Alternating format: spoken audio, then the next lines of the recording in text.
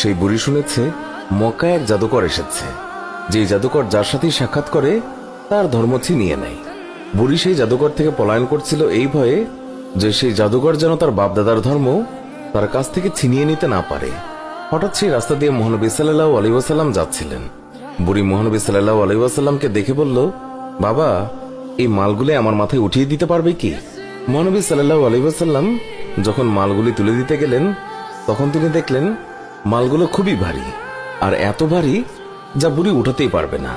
তখন মহানবী সাল্লাল্লাহু আলাইহি ওয়াসাল্লাম তিনি বুড়িকে বললেন, এটার তো খুবই ওজন, আপনি যদি অনুমতি দেন আমি আপনার এই মালগুলি আপনি যেখানে বলেন সেখানে দিয়ে আসব।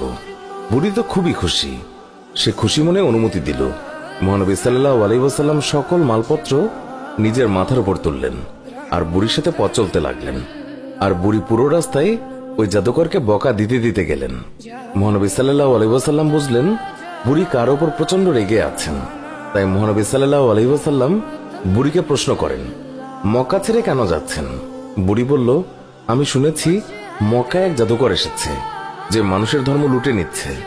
আমি সারা জীবন মূর্তি পূজা করেছি, আমার বাপদাদা তারাও মূর্তি পূজা করেছে।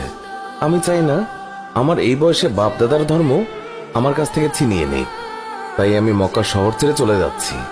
মহানবী সাল্লাল্লাহু আলাইহি ওয়াসাল্লাম বুড়ির কথা শুনে তার মাল ফেরত দেননি, বরং যত্নের সাথে মাথায় করে বুড়ির সব মালামাল বহন করে নিয়ে গেলেন।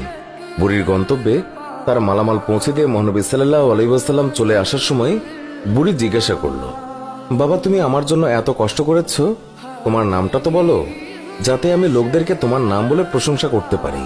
আমি মক্কা থেকে এক জাদুকরের ভয়ে পালিয়ে এসেছি, সাথে আমি মানুষের কাছে এও যেন বলতে পারি যেই মক্কায় জাদুকর আছে সেই মক্কায় তোমার মতো উঁচু মনের নওজওয়ানও আছে, উদার পরোপকারী যুবকও আছে। আমি তাদের কাছে তোমার নাম বলে বলে প্রশংসা করব। বুড়ির কথা শুনে মহানবী সাল্লাল্লাহু আলাইহি ওয়াসাল্লাম হেসে দিলেন আর বললেন, যে জাদুকরের ভয়ে আপনি মক্কা ছেড়ে এসেছেন সেই জাদুকর আপনার সামনে দাঁড়িয়ে আছে। বুড়ি বলল, সত্যি সত্যি আপনি মুহাম্মদ? হুজুর বললেন, হ্যাঁ, আমি সেই মুহাম্মদ। তখন বুড়ি বলল, তাহলে আপনার জাদু আমার উপর ক্রিয়া করে ফেলেছে।